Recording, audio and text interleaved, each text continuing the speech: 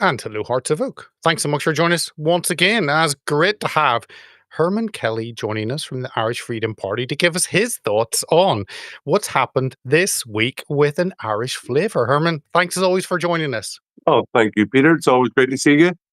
Great, and I see the I don't know if it's an advert for Guinness behind you, but I see the harp there. Irish harp, yeah, it's Irish. a very ancient, a very beautiful instrument and a very ancient symbol of Ireland.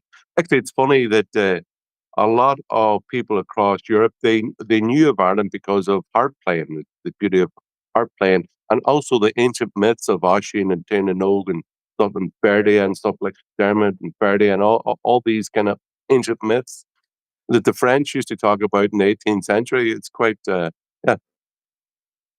I don't drink at all. Actually, I don't like drinking Guinness. I don't drink. I pack up. You know what? The thing about the Irish Freedom Party, it's also not just about your country free of EU control, and it's not in favour of Irish centralisation around Dublin. It's about personal freedom, and also an aspect which is often overlooked is that freedom from addiction, freedom from being dependent on a need for something. And that includes being, I'm a free man. Part of that is being free of addiction to things that you may need or be addicted to. So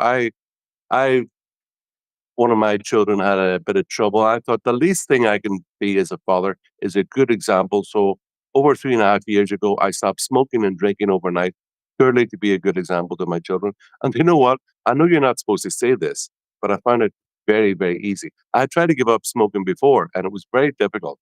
But just when I had my mind made up by an act of the will, I can improve my life. I wanted to show this to my children. And you know what? A friend of mine who's a neighbor, and Murphy, he said to me, if you don't want to smoke, just don't let a cigarette touch your lips. Right? It's that simple. It is that simple. Just don't allow a cigarette to touch your lips. And I've never had a cigarette since. Well, it is about that personal responsibility, and sadly, we live in an age where nothing's our fault. It's all society's fault or genes' fault. But yeah, that shows you can actually make your own choices.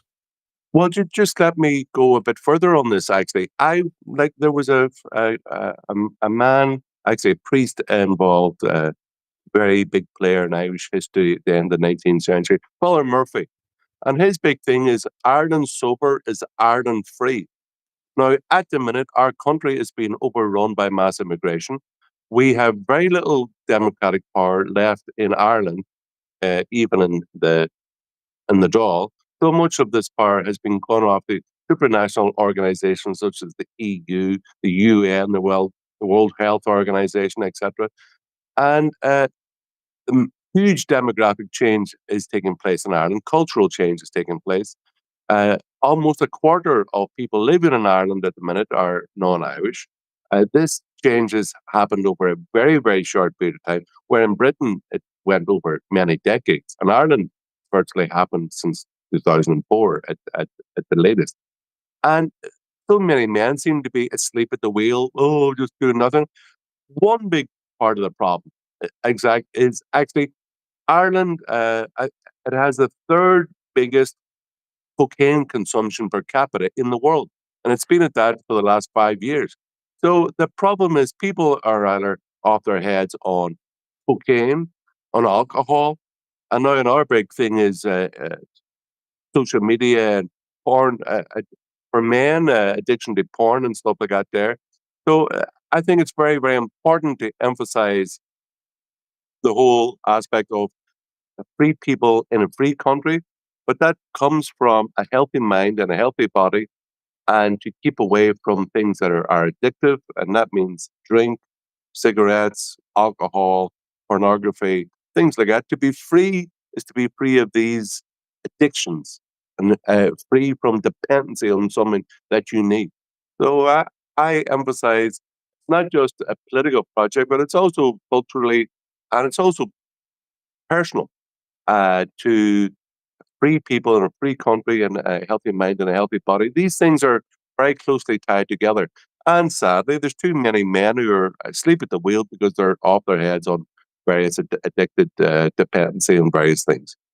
You're 100%. We'll get into the immigration side, but if I could start with something which is quite different, and none of us, neither Herman nor myself, are necessarily Iran or Israel experts, but it is this breaking news that I wanted to first touch on, and this is Israel targets Iran's nuclear sites and military commanders in major attacks. And this is the BBC's this morning's, just before we record this on Friday morning, so a day before it goes out. We may not be here on Saturday evening by the time this goes out. Who knows? But it says Israel's military says Iran has fired about 100 drones towards its territory after Israel launched a major attack on Iran overnight. The IDF said it carried out strikes on nuclear sites. I think there were 200 aircraft were involved.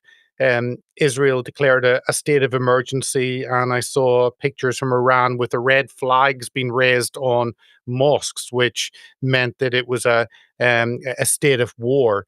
Now, so what are your thoughts?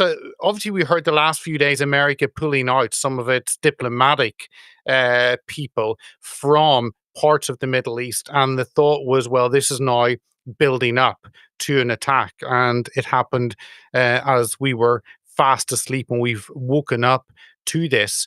But yeah, Herman, you're um, neither's been experts, but obviously this is an issue of concern for all of us. Yeah, because there will be retaliation. It could lead, we don't know what it will lead to. Uh, I presume it will be a military escalation from Iran. I understand there's 100 drones flying from Iran towards Israel at the moment. Uh, you got to say, I used to have a friend in the hurling team. I used to talk about getting your retaliation in first before they hit you, you hit them. And before the match would start and the whistle would be blown, he would go and he would ram the butt of the hurling stick through the guy's visor. Right?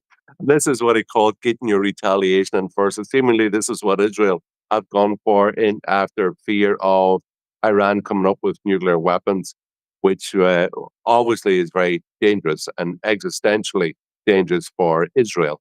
Uh, any Islamic regime, I believe, is dangerous to the whole world. Uh, I believe Islamic Jihad and demographic overplay in all across Europe is very, very dangerous globally. This Churchill used to say, Islam in a man is like rabies in a dog, and certainly the ideology of political Islam, this will to dominate and subjugate or annihilate, is incredibly dangerous. I think people are very naive. Their knowledge of history over the last 1300 years about the, the impact and the history and the interaction of Islamic people and cultures with non Islamic cultures is always basically one of throughout a lot of history has been one of violence. They have violence with every culture and with which they come into contact. We are incredibly naive uh, to to just sit back and allow it to roll on. And like even in America and all across Europe, there demographically there's about 5 million Muslims in France, in Germany. There's a very high percentage in Sweden. All these cultures, these people from this culture, as I believe, is incompatible with European culture.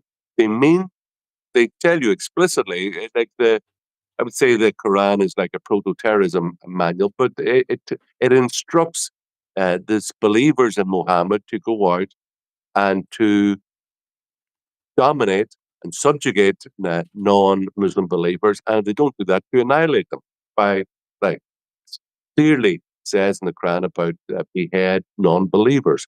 Uh, and it's very, very dangerous. And the people better wake up and through legal means, financial means, whatever means possible, we must do everything possible to stop the growth of Islamic Jihad all across the world. It is extremely dangerous and one of the large existential threats to European civilization. It is, and of course, the Islamic Revolution Iran from '79. Iran was very different before, fairly secular, and that's changed. So this is a big story. I think, sorry, 200 aircraft were involved. I said 100. It's a huge operation. They said they expect more strikes. I don't know. I saw the head of the International Agency on Atomic stuff, the IA, I think it is, but they said the comment was, the phrase was, it's not a good idea to attack nuclear facilities. I thought that was fairly common sense. That's my concern, that actually one of these missiles that Israel fires target one area actually goes in a slightly different direction, hits a nuclear facility. That's the big concern. We really are playing with fire in this, but I agree with you completely that that push on Islam to dominate all across the Middle East is hugely concerning. Israel is the only kind of common sense Well, democracy in when the you middle of that. even when you look at the history, like the demographic changes in places like Palestine, Lebanon in the 1970s was a majority Christian country. Now they're almost been, I wouldn't say wiped out, but they're now a small and decreasing minority in their own country. They give refuge to many people who are Muslims from various countries and conflicts. They came into the country, and basically Muslims took over when they got the chance. Them first demographically, and then politically, and now militarily. And Christians are treated like dogs in their own country. So we shouldn't be naive to the threat that political Islam presents to the world. And we really do have to be cognizant of it. And we got to decide, like, are we just going to sit here and get taken over, or are we going to do something about it?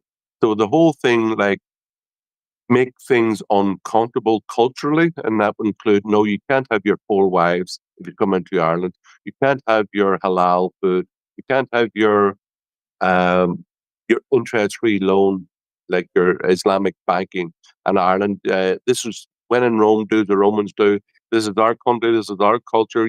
You want to come in here. This is what you do.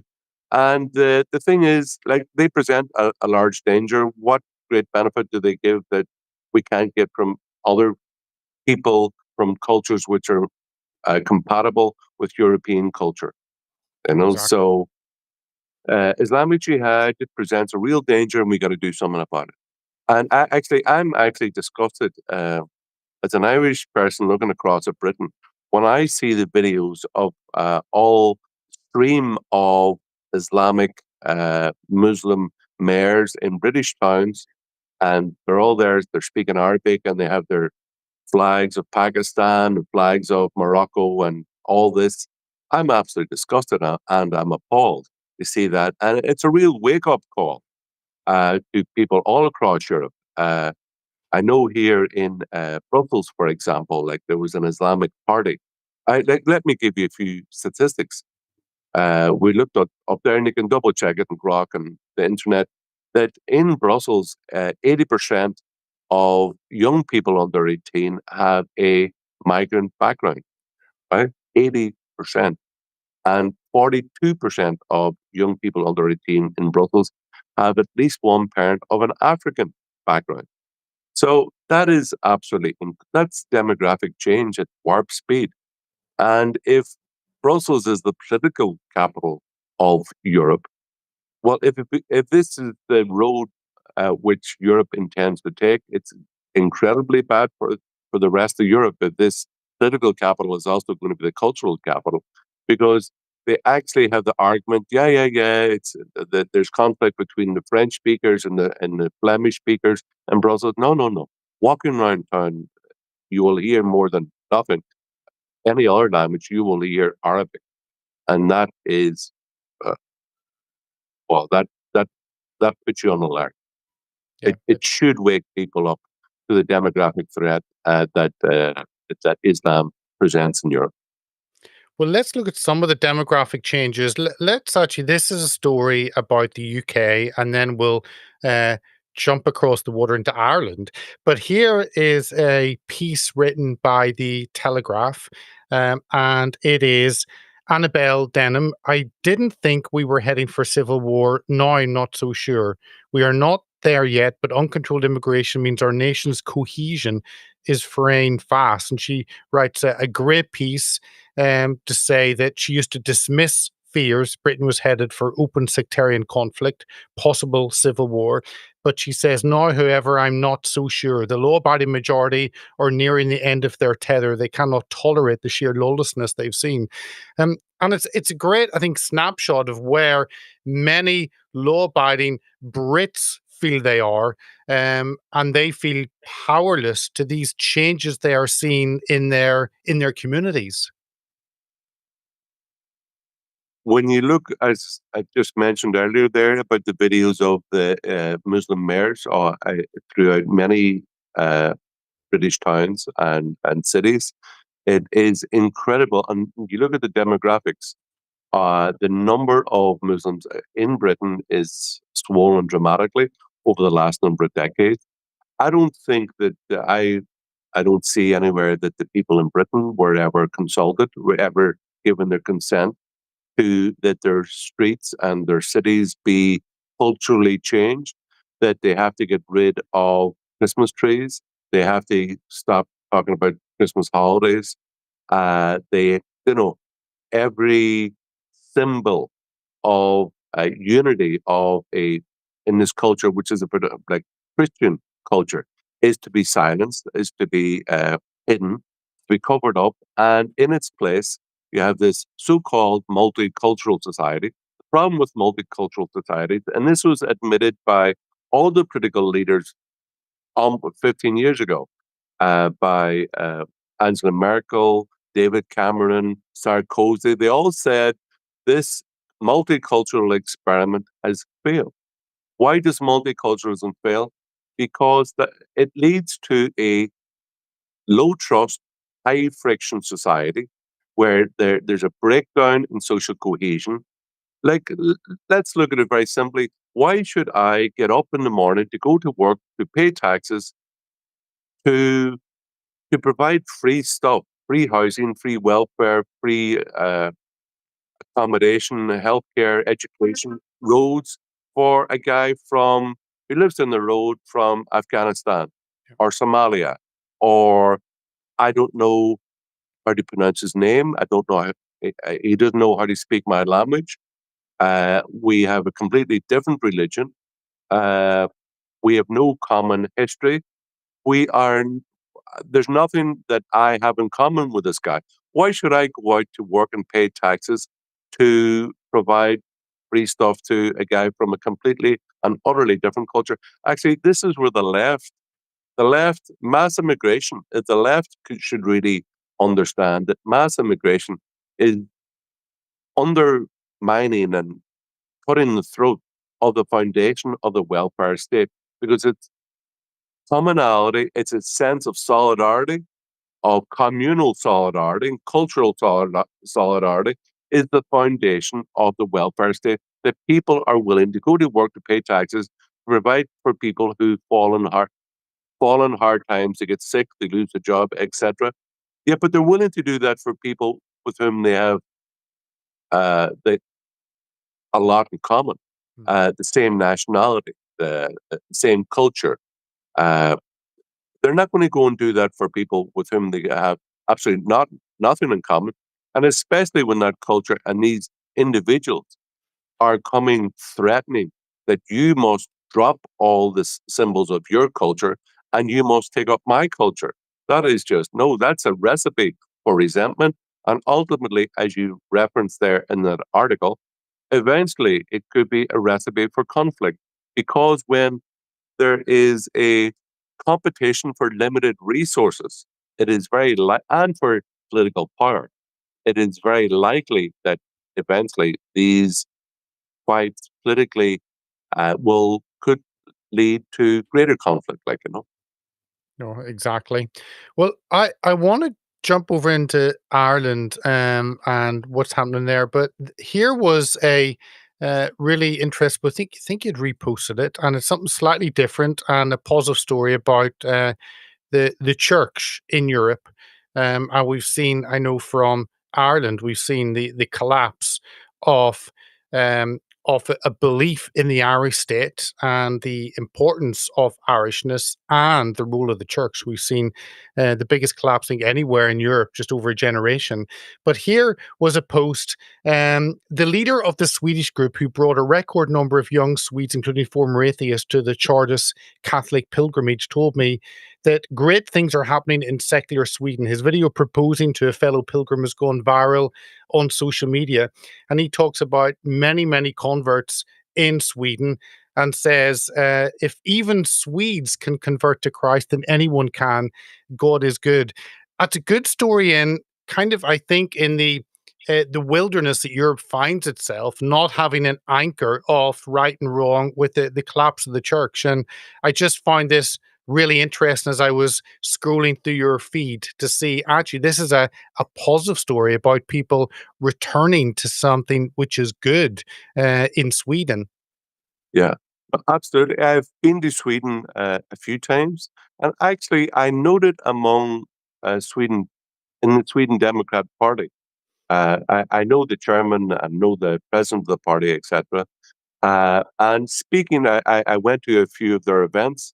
I was over in Sweden twice, and I actually did notice that I think in a move, a kind of a rejection of very secular values, liberal, multi-culti, libby-dibby, secular values, anti-Christian values, which not only are predominant in Sweden itself, but also among the state church, this Swedish, I believe it's Lutheran church. It's very, well, it doesn't, it lacks kind of visible kind of Christian belief, creed, uh, what it says, what it calls its uh, members to uphold. So actually, I was actually very surprised that a number of Sweden Democrat. I know Charlie Beamer's the MEP in Brussels, is a Catholic, and actually goes to traditional Latin mass. I met other MPs in and members of the Sweden Democrats who the ones who took Christianity seriously uh, basically became Catholic because Sweden, the Swedish church was so devoid of Christian beliefs and practices that they said, well, if I'm going to be a Christian here, I want to do the real thing, not the this kind of whatever you're having yourself. And actually brings up the thing. Actually, it's funny because there's a Irish intellectual, Des Fennell. He's dead there about 3 years, but he wrote a book, and I read it when I was must have been my early 20s. It was called My Year in Sweden, The Turning Point. And he actually talked as an Irish Catholic who had traveled extensively around Europe and around the world. He basically, for him, Sweden, this secular, large state control, uh, like where uh, God and the power of the church has decreased and the power of the state took predominated. That he talked about this very secular society, and for myself, and also one where the EU, where he thought that Sweden, this secular big state uh, society like Sweden, was a prototype of the European Union, and he believed it was very dangerous. Actually, for myself, it was a turning point in my kind of intellectual journey, I suppose. Uh, I was an Irish nationalist before that, but after reading the book, I was very much a committed Eurosceptic. Because when you look at the EU itself, it's very secularized and secularizing, where, for example, even in these Nordic countries, you have the Swedish Lutheran Church, uh, you have the various Lutheran churches, state churches, Norway, Denmark, Britain, for example. You have the Church of England, like the German Lutheran Church, and Latin America. Sorry, in Southern Europe, mainly Catholic churches, etc. So with the European Union, and the Greek Orthodox Church is very strong position in Greek society. With the European Union, the influence of Christian churches has been dissolve, basically. So, and with it, the influence of Christianity on the thought processes of those who are involved politically.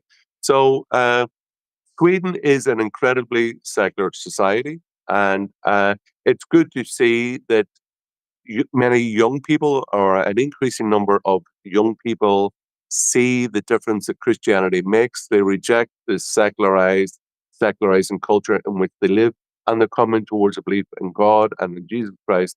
And I believe that's a good thing because you know what? The things that we're talking about Islam and stuff, like we are easy meat. If we cannot say, this is who I am, this is what I believe, I belong here, this country belongs to us, and I believe that we are good people, our culture is good, we have something to give the world. If you don't believe that, you're easy meat to be taken over. If you don't have the confidence to say that who we are, what we believe, well, a culture with a strong will and a strong series of belief, and also that's video and pictures that I put up from that young guy in Sweden. He was proposing in the picture to a young woman to be married. They will hopefully, please God, have a family, bring them up in the Christian faith. That demographically is also the future of Europe. I believe the loss of Christianity has also brought about a society with lack of hope, lack of belief, not only in God, but belief in itself, that God is good, that our society has been graced by faith in Christ, and our society is better than a secular society or an Islamic society. And there's a self confidence, and there's also a hope in the future, a world in which we can have children and bring them up in our culture, and have a future. At the minute, now they're talking about extending in Britain abortion laws for to permit baby killing up to the point of birth, which is unbelievable, appalling. And in just France, there 2 weeks ago, I attended an event in the European Parliament where they're discussing what was going on in France. They're looking to introduce euthanasia, so kill your granny laws in France. And would you believe when you go into they're talking about changing a culture from a culture of life to a culture of a right to die. So that when you're politically changing by legal means, changing this culture where you have a right to life, but now you have a right to die. And basically you're going and you're telling a doctor, I want to die. I'm depressed. I want you to kill me. That doctor then, according to these laws, will have who then has a corresponding duty to kill these people. And these doctors will be discriminated against and maybe even struck off for not fulfilling their patients' wishes. Now, that's an incredible thing to go from this Christian based society where there's a right to life, and also the doctors have the Hippocratic oath to do no harm, to like then doctors have a duty to kill people. And would you believe the appalling part is in this law, you have a 2 day you can you get 2 days after you've notified the doctor that you want to die. You've got 2 days to change your mind. But hey, if you're buying a pair of runners on Amazon, you got 14 days to change your mind. Isn't that like that is the value of human life now, where you get like 14 days on Amazon to change your sneakers, but like 2 days if you only end your life. And they even have in Brussels here they even have they allow euthanasia for children. So children who aren't old enough to even consent can supposedly have the right to go in and say to an adult that they want to be killed or to kill themselves. I believe that that is signs of a culture which really is this culture of death. These people really do want to get wiped out. Oh, they do. And Christianity, belief in Christ and in God is an antidote to this culture of death, which has no future. It is. It is the only antidote. Absolutely. Can we go some? I never thought I'd be talking about Ballymena on on the Yeah, podcast, but Ballymena, here hey. Ballymena, Yeah. I know. And I saw you talked about it. Here is a picture of what's been happening up there.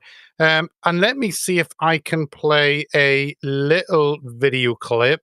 I thought I had it in my video section, and let me see if I can upload. Give me one, and it's this one.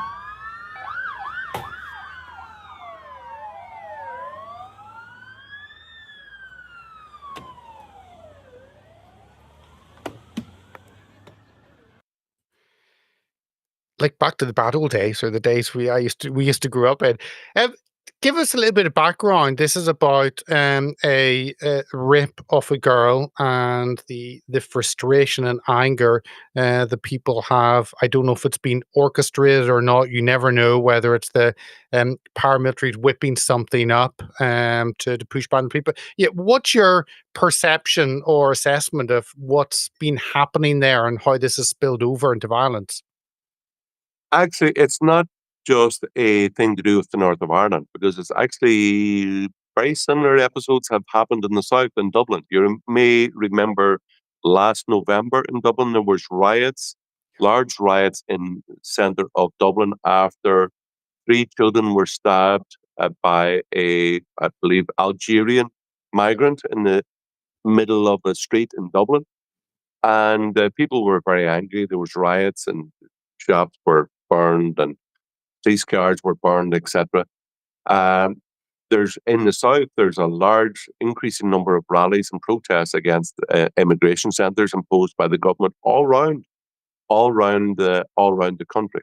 Now, this has taken off in Ballymena, which is a town, a large town in the northeast of Ireland and County Antrim.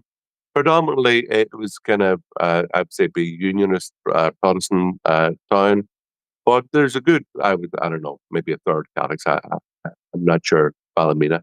But this all kicked off after two young Romanian speaking boys of 14 have been charged with sexual assault or rape of a young girl, I believe of 13, in the town. And it has basically a flag of public resentment or local resentment to what's going on in the town. Now, I saw stats there recently, which I found mind blowing. I didn't share because I thought, could this be true? But seemingly, a huge number of migrants have been put into Ballymena in the last few years. I mean, a huge number. And so many of these housing estates now have over 50 and 60% of the people in houses are actually non nationals and they're not they're not locals. Uh, it's you know what they're saying about British and Irish and stuff. They're not, the best way we can talk about it now is they're not local people, Romanians are and not local to Ballymena. We can agree they're on not local 100%. to Ballymena or the north of Ireland. Yeah. That well, people feel threatened. That as we talked earlier about in a time of limited resources, that they see the people coming from abroad, especially if they're they claim that they're asylum seekers and they're just economic migrants getting free stuff for nothing.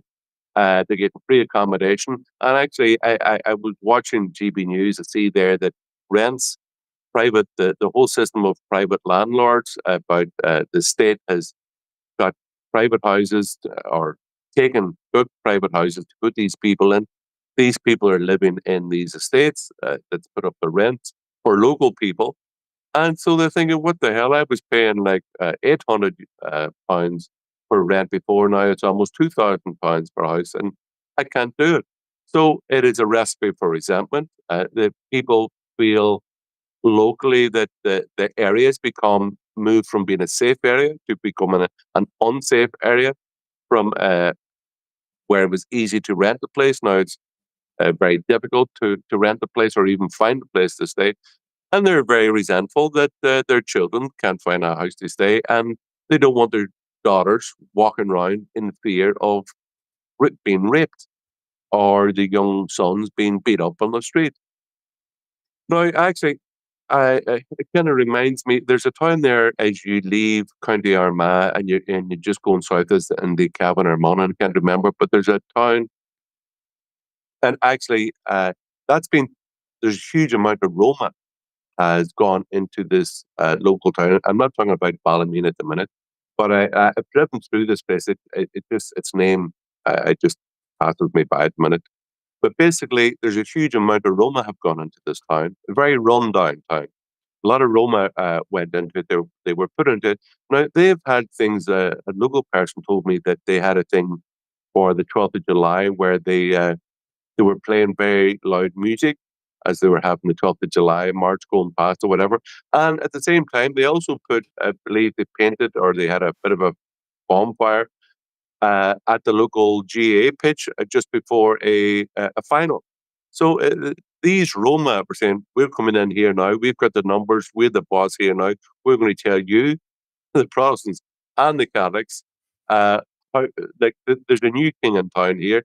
So basically, they gave the two fingers to everybody, all the locals. And of course, when something like that happens, it leads to resentment, it leads to anger. And it's in a place like Ballymena, the locals, you can see that a number of houses have been burned, windows have been broken, and there's now a big conflict between local people and the police.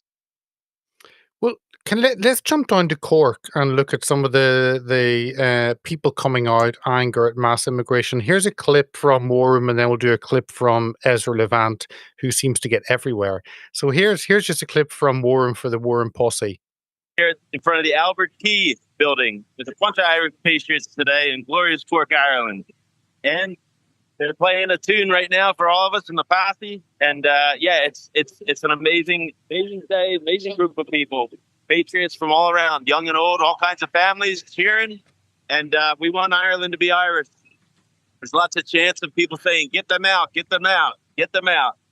But also some Kevin, going on. Yeah, but here. Kevin, hang on. Ireland's been the country that's been the quietest, the most quiet about everything that's going on this immigration. Their politicians are bought and paid for by Brussels. Is this really an awakening? Are we getting a red-pilled awakening with our Irish brothers and sisters about the dangers of mass immigration? I think we are, Steve. I think we are. And this is one of the several protests recently. There's several demonstrations, and I've been in touch with them. Well, let me just play this other just 20 seconds from Ezra. Here is Ezra. Hi, everybody. Ezra Levant. I am in the heart of Cork, Ireland's second city. You can see I am surrounded, absolutely surrounded by Irish people flying Irish flags. It's very different to the counter-protest I just left, where you could barely find an Irish flag, but there were lots of Palestinian flags, transgender flags, and government labor union flags. It's an interesting divide in this country. Well, sorry, thank you. And the police were out in force, standing between them. This march is a sequel to the march in Dublin about 5 weeks ago that drew more than 50,000 people. And I'm not near the front, so I'm going to hold this up high to try and show you the scale of this. I don't want to make an estimate because I'm in the middle of the crowd. Great footage from both Warham and Ezra.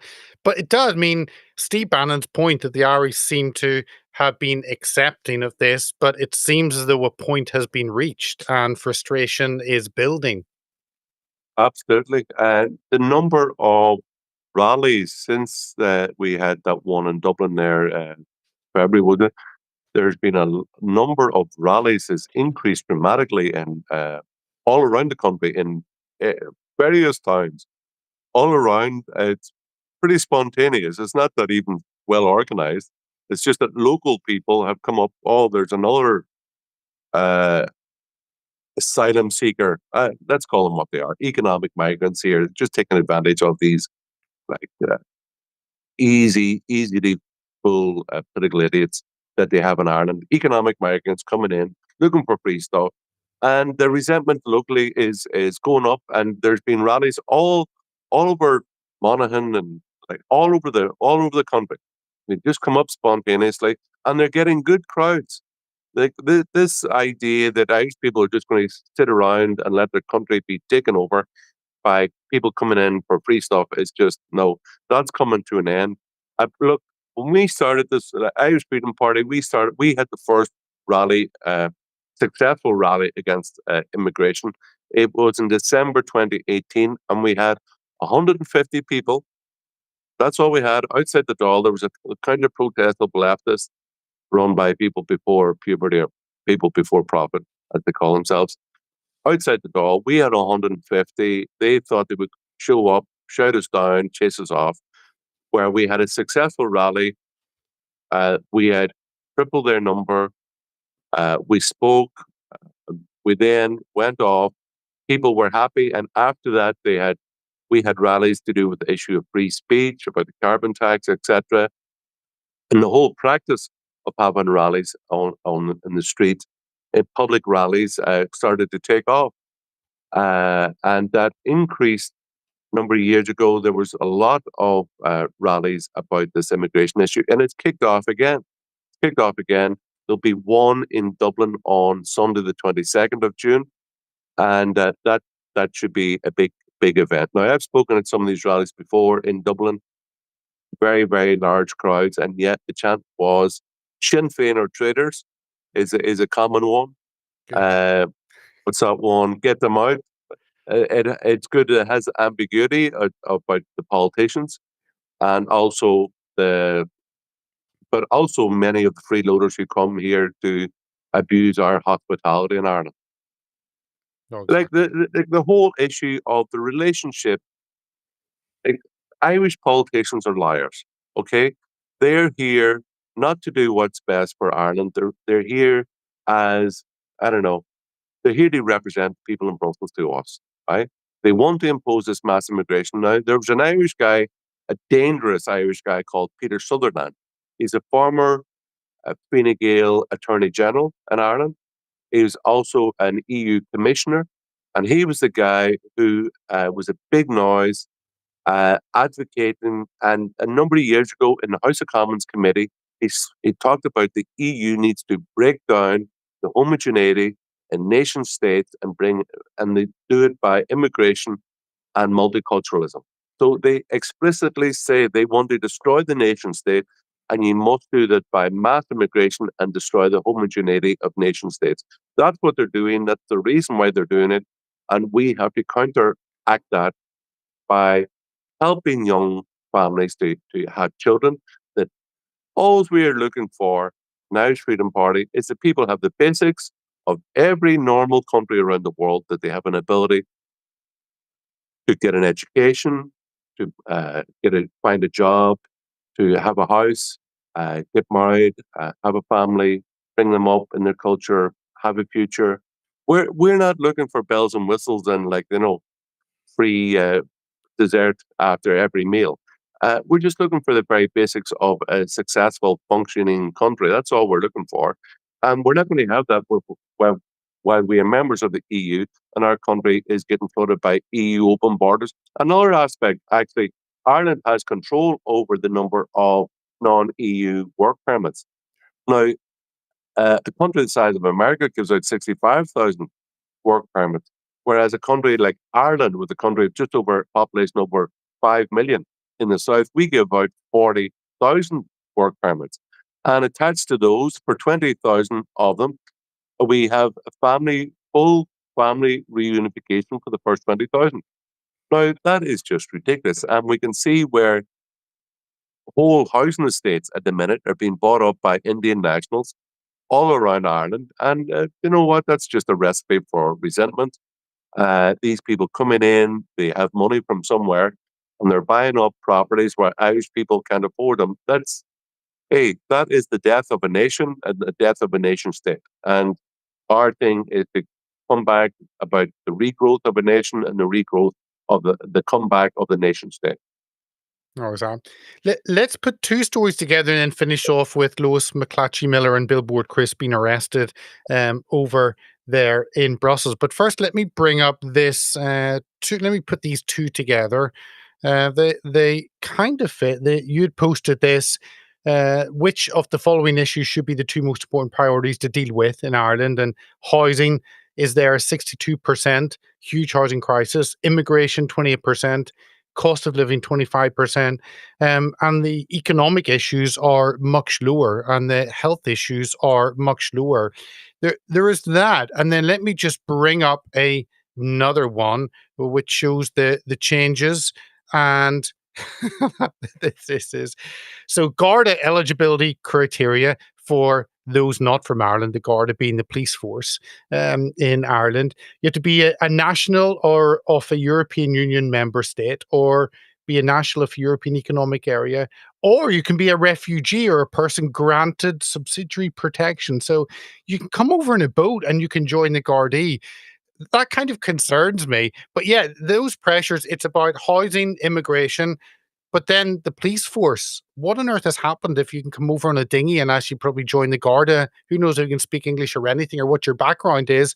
But why would you why would you be calling for refugees to join your police force? Bonkers. It's incredible, and it's absolute madness. Actually, not only are they allowed to join the police force, they're also allowed to join the Irish Army. So you can come into a situation where foreigners are allowed to walk around our country with guns, telling natives what to do. It's just madness. And the whole thing about why is housing and immigration the biggest issues? Because if you increase the number, if you have large scale immigration and you have increased numbers of people in the country, increased demand for housing, and in normal economics, supply and demand, when demand goes up, prices go up, and normal people find it difficult to buy a house. And that's why many young, talented, well-educated Irish people are being forced to emigrate to countries like Australia and Canada. And so we are being demographically replaced in our own country, and the most capable people, young, well-educated people, are leaving for foreign shores. Now that cannot continue. Oh, exactly. Let me just Our position is we would like to. no, go for it. Your position. Yeah, like not only do we want to stop the mass immigration into Ireland, we want to make sure that those young people in Ireland who are well educated, have some to contribute, can stay in Ireland, can get a house, can see a future, and also if we need more workers for the economy, whatever. Well, we've got millions of well-educated, experienced people all across the world who are Irish, in Canada, in Britain, in America, etc., who are well able and willing to come back if they had an opportunity. And so we must give opportunities to our young people to see a future in Ireland. I think that's why the Irish Freedom Party does seem to be the only party of common sense down there in the Republic. Let me play this little clip just to finish off, and we're really out of time, but just good to refer to it. Obviously, it happened over in Brussels, and we've had Lewis and Billboard Chris on many times. Here's a clip of them getting arrested for saying that men are men and women are women, and children cannot consent to puberty blockers. I let you the choice. I let you the choice right now. Either you take your sign off, and it's okay, or either you guys are going to the police station. It's up to you.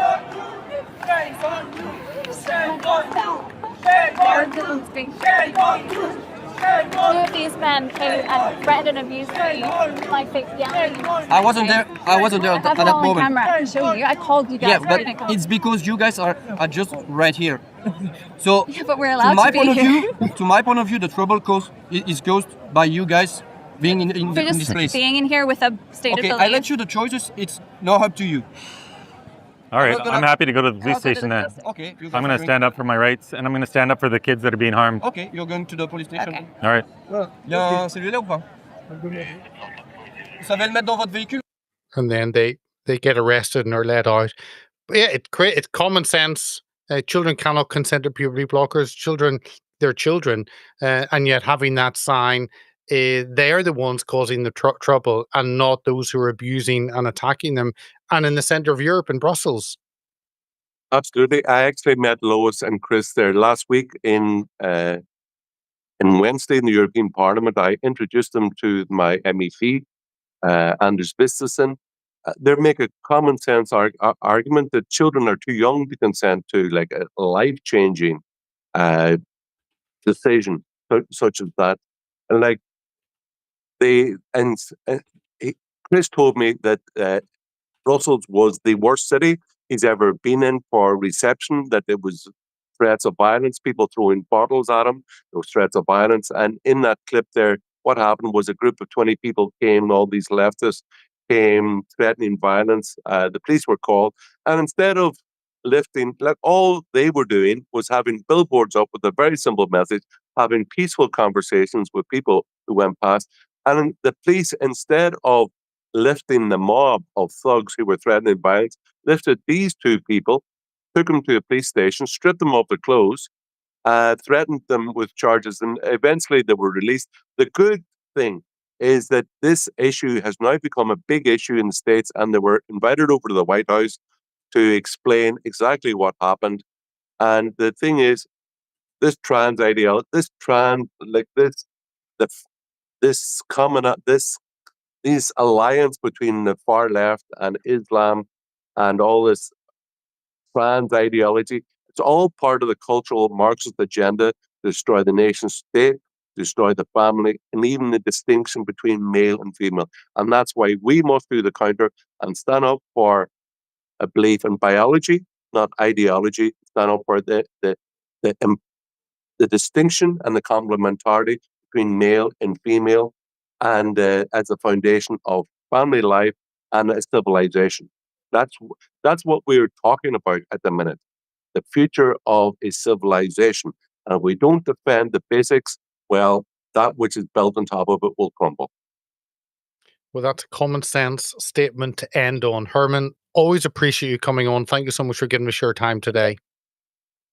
It's a pleasure.